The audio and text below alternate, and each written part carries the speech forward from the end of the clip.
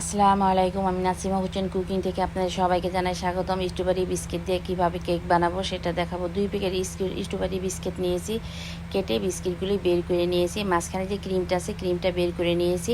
বিস্কিটগুলি আমি ব্লেন্ডার করে গুঁড়ো করে নিয়েছি। আমি ময়দা দিব, বেকিং পাউডার দিব, সোডা দিব, লবণ দিব, একটু সেঁকে নিব। সেঁকে আমি এখন চিনি সুগার দিব, পাতলা দুধ দিব, দুধ দিয়ে একটু তেল দিব। দুধ দিয়ে আমি ব্যাটারটা গুলিয়ে নিব। এখন আমি তেল ব্রাশ করে নিব।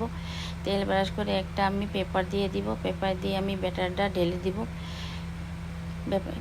ব্যাটারটা ঢেলে আমি বালু দিয়ে কেকটা বেক করে নিব। কেকটা বেক করা হয়ে গেছে। এখন আমি কেকটা কত সুন্দর হয়ে গেছে, একটা মাঝখানে কেটে নিব।